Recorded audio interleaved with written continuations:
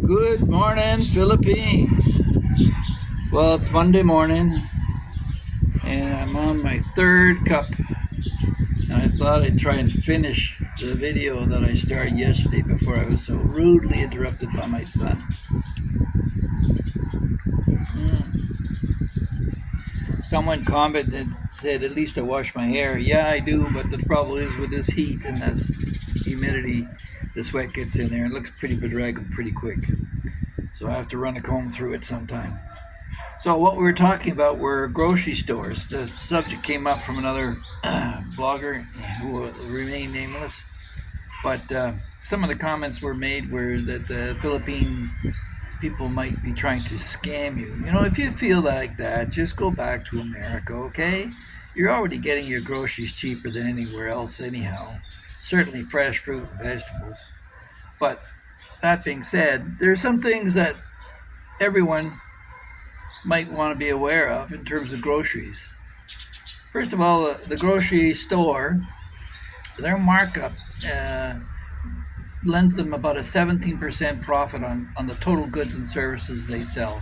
Some have higher and lower margins, but it averages out about 17%. How do I know this? I worked in retail both as a manager and a shopping mall manager and a property manager for years, and had intimate conversations with a lot of the tradespeople and retailers there. So in the West, and I don't know if it's like this in the Philippines, but you've got people like Kraft and Nestle and Standard Brands and different wholesale food uh, suppliers that vie for shelf space, and there's quite a tough competition. So they have to be able to provide the backup and marketing for the customers to come into the stores. So that's why you'll see a lot of things where they're advertising a lot because they want to fight for that space. And if the sales aren't there, they get bumped on somebody else to gets to move into that space because they're in hot demand in a lot of the larger shopping grocery store chains. Now, that being said, I can't say it's the same here in the Philippines, but the Hudson's Bay Company, when I worked for them, they had a quarterly inventory of all goods and services, goods that they sold. So um, that's probably the issue that I would have in the Philippines. I have never seen yet a store that has been shut down or done inventory where they've tagged off a shelf to a certain point, and usually see it marked if you're in the West where they're doing inventory. And unless you do inventory, you know what sells. You have no idea what to order, and then it's just a guess. So, and typically in the West, there's a variance of about 4% plus or minus, depending on where the sales go, because they try to bring it down gradually and bring it up gradually. Now, those ratios may have changed since I was doing it, because we're going back 30, 40 years. So, now 40 years, yeah. So, 40 plus. Anyway, getting back on the topic. So, that percentage uh, variance will dictate whether where the market is, but there are occasions like in the 1970s when they decoupled the dollar to gold, where I ordered actually four times what the typical order was for our jewelry department. And my job was on the line for that, but unfortunately it all sold out. So I guess I was right on that one. Thank you very much, Hudson's Bay. But moving forward, when you go in the grocery store, you'll notice typically that the milk and eggs and even the bread are typically at the back of the store. And why is that? Well, when you go run short of something, it's usually uh, milk and eggs or something like that. The kids drank it up too much, or you had too much for breakfast, whatever.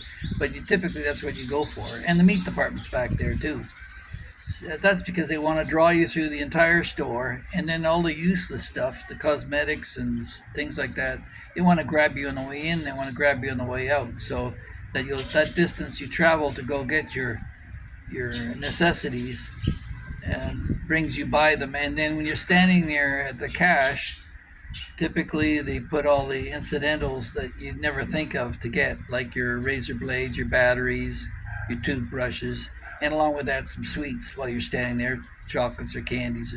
And of course, for all you smokers, your cigarettes will be there at the cash. But that goes beyond the marketing end of it. There's a requirement that the cigarettes are monitored, along with in a lot of Asian countries, condoms. They'll be there because they don't want to be selling them to minors. Strangely enough, you'd think that that's where they want to encourage the use the most. But anyway, that's another topic for another day.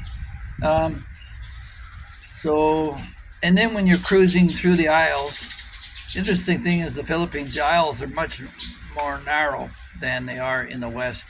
In the West, you could have like three-way traffic at a lot of the larger big box stores, but in the Philippines, I guess they slow you down by having narrow aisleways where you squeeze through or you wait your turn. But in the West, the expanse of the store, I guess, is what catches you. But where they place the goods, typically your most sought after brands, when they're advertised, they because these retailers or wholesalers want their product displayed, they want it at eye level, so it'll be right there in front of you, usually around a 4.5, 5 foot level. So because I guess they gear them more for the ladies and then the men, which would be six plus. So yeah, that's where you'll find most of your popular brands. They're popular for a reason. It's because they're there right at eye level, and high marketing dollars pay for that. So the thing is with a grocery store, you have to have high volume, and that's because the margins are so low, 17%. When you compare that with furniture, which is usually 50% plus, or jewelry, which is multiples of 100% plus, or even clothing, which is 30 to 40%, um, then you can see that you'll have to sell a higher volume of groceries to make the same profit.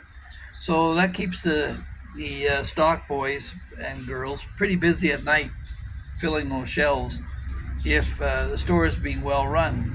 Now, you're going to get occasions where old stock is there and they're supposed to fill from the back so that the old stock disappears and you don't have to reprice anything.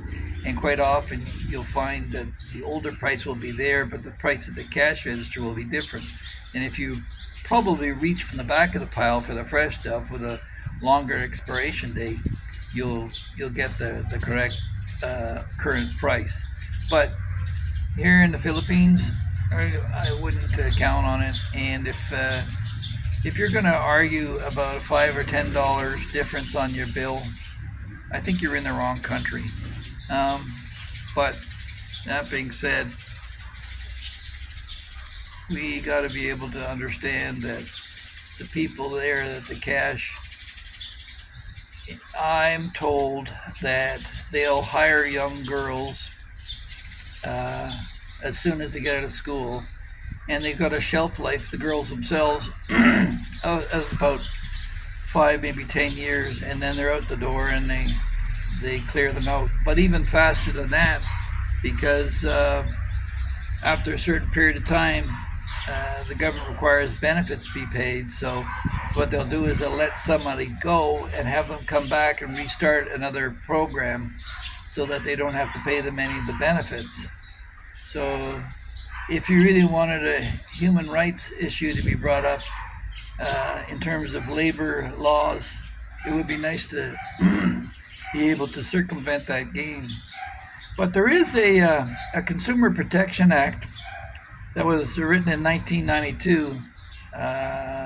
What's the number? I think it's 7294. I can't remember, but you can look that up. The Philippines Consumer Protection Act. That does protect you against them relabeling or changing things from the original design and some of the things relative to hazardous goods and that.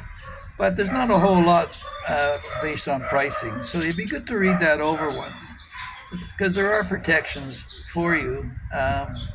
that you can look at. So I suggest you do that before you go charging out or screaming online that you're being treated unfairly. Um, what else have we got? Let me just think for a minute. Oh yeah, I forgot to mention, in the Philippines, there's a propensity of small packaging, which is sad for the environment because people are relatively poor. There's a rising middle class here, but old habits die hard. So you'll find these mini packets, strips of shampoos or peanuts or soaps or all kinds of things that are in these little mini packets. And that's because that's all they can afford until the next pay cycle. And one of the things they have is called the 13th month. At the end of a term in January, they'll receive an extra bonus of an extra month of wages, which really helps them out to recover from the Christmas rush. But along with these smaller packages, you should check in terms of the volume, uh, particularly rice. I like to buy my rice 100 kilos at a time, but the wife won't have it. She'll buy up to 50 because it is cheaper overall, and it depends on the brand of rice. I like the Batsami rice, but that comes from that's a foreign import from India or Thailand, sorry. And yeah, I think the Thais grow the best rice, but let me know what you think in your comments. Um, Pork is another thing. You can get all kinds of cuts of pork here, and a lot of pork farms are out there, and you got to be careful where you buy your pork. They have an incidence in Negros Oriental where they're trying to reduce the spread of swine disease, the H1N1, but if you go to the ferries, you'll see a footbath. You're supposed to wash your feet. I don't think anybody does anymore, but you're supposed to wash your feet to disinfect your boots if you've been on a pig farm. So, as far as shopping for fruits and vegetables, though, I wouldn't recommend you go with the larger chains. You might be better off to just shop in the local market there.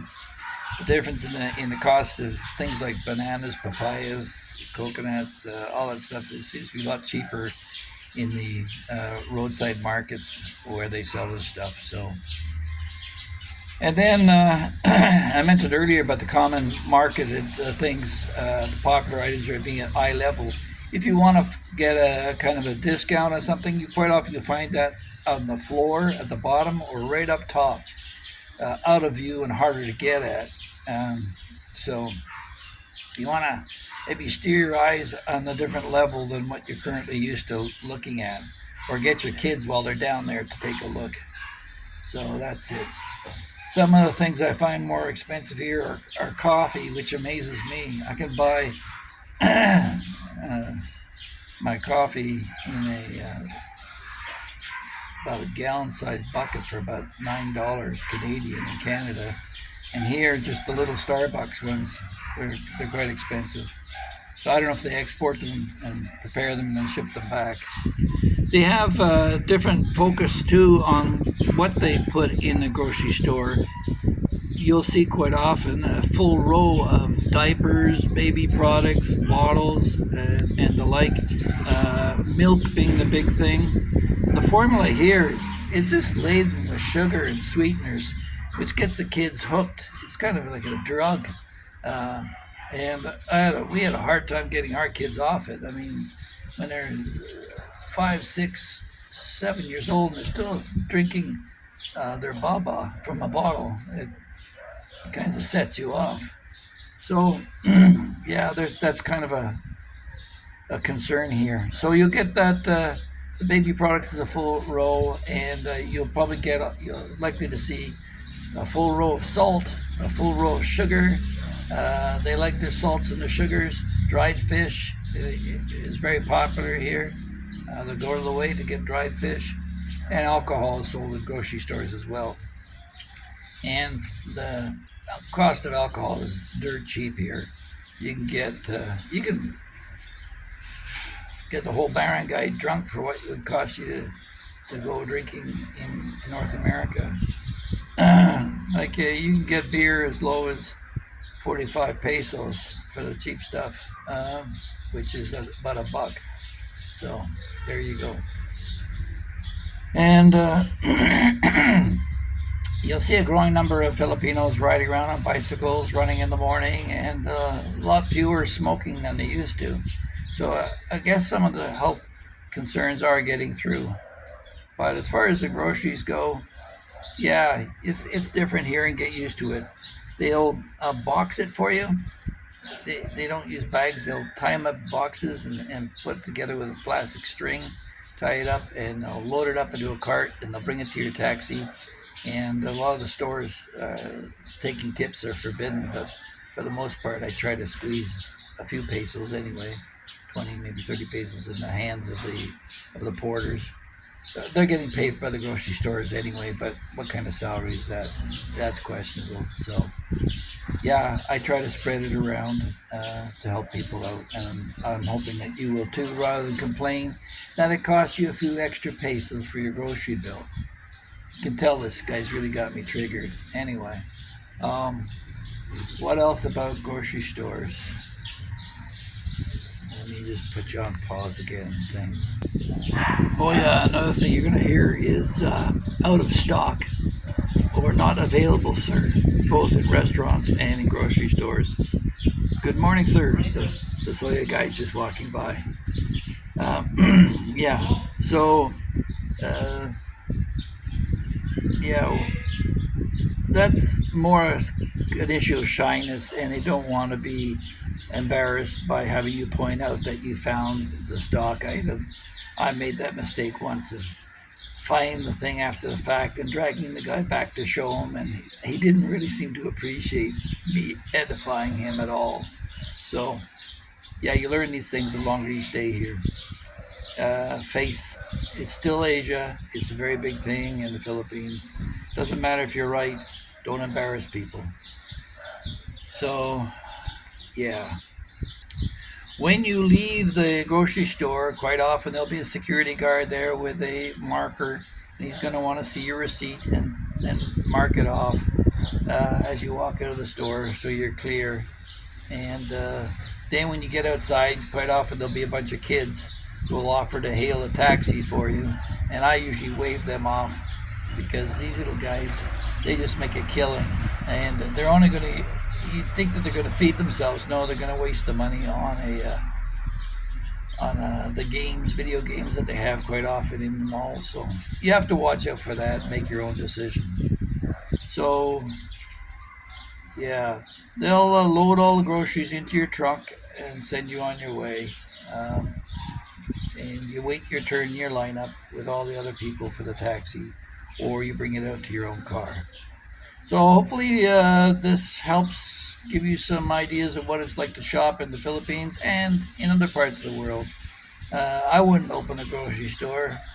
It's not a very profitable enterprise.